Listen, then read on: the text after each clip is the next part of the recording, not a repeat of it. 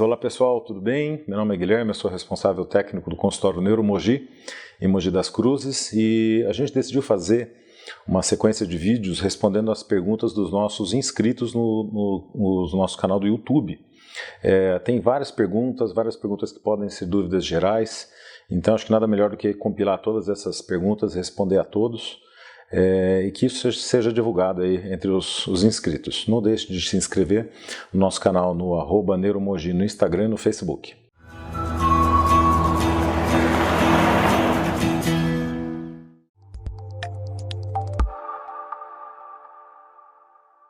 Continuando então, a gente não pode deixar de agradecer aos nossos inscritos que nos mandam tantas perguntas tão pertinentes, dúvidas que às vezes você deveria ir ao médico para retirá-las, e isso é a primeira mensagem desse vídeo. Eu não gostaria que nenhuma dessas perguntas deixassem de ser feitas para os médicos dos pacientes, tá? Aqui é um canal de informação, não é um consultório médico, nem uma telemedicina, mas eu acho importante que nos pacientes que tenham sintomas exacerbados ou sintomas com piora progressiva, que procurem assistência médica, não deixem isso para um segundo momento, principalmente porque muitas dessas situações podem refletir o início de alguma doença neurológica. A primeira pergunta que tem aqui é de uma paciente com tremor essencial e perguntando a respeito do tratamento que foi feito com alguns efeitos colaterais, principalmente de redução da frequência dos batimentos cardíacos e de alguns tratamentos associados principalmente para a ansiedade.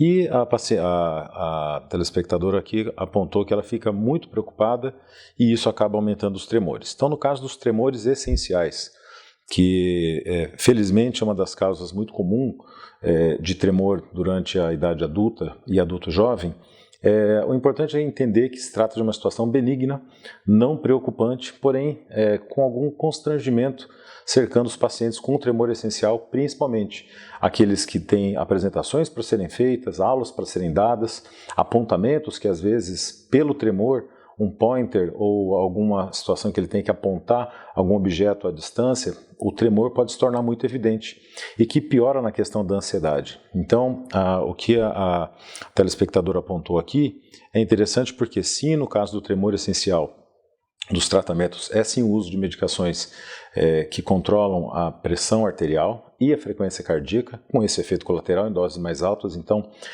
está correto o tratamento, é só uma questão de ajuste da dose, mas é fundamental que nesses pacientes com tremor essencial outras situações sejam descartadas e a questão da ansiedade seja tratada com um especialista também. Outra pergunta interessante é de um paciente que teve uma crise aguda de tontura, perdeu a consciência, caiu no chão, teve inclusive um trauma do rosto, com alguns cortes, inclusive com amolecimento dos dentes, e ficou com uma grande dúvida, né?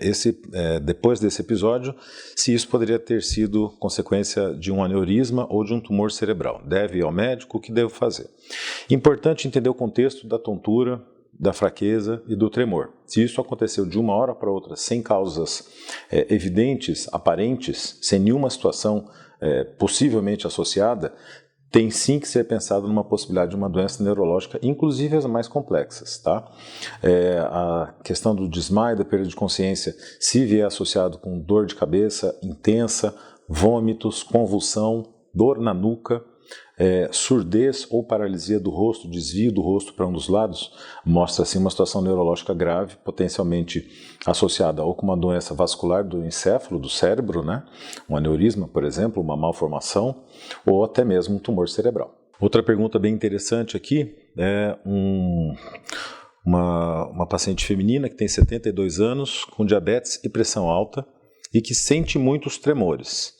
Ela pergunta se isso pode estar associado com algum desses problemas que ela tem, de diabetes ou de pressão alta, e até como que ela poderia tratar. Bom, é aquilo que a gente comentou anteriormente. Importante sempre procurar ajuda especializada, não deixar que esse tratamento seja feito por um especialista, mas especificamente no caso de uma senhora de 72 anos com diabetes e hipertensão, é importante sempre considerar um bom controle da pressão arterial, uma vez que os picos de hipertensão são mais suscetíveis de ocorrerem, fazendo com que essa paciente possa sim ter os tremores como se fosse uma mensagem de aviso que a pressão está em ascensão, subindo, né? E no caso do diabetes, principalmente nos pacientes com a questão da hipoglicemia.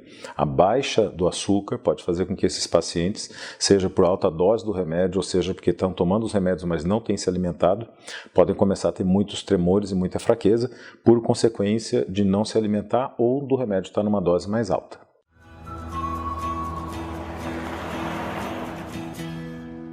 Clínica de Neurocirurgia e Cirurgia Minimamente Invasiva, Neuromogi.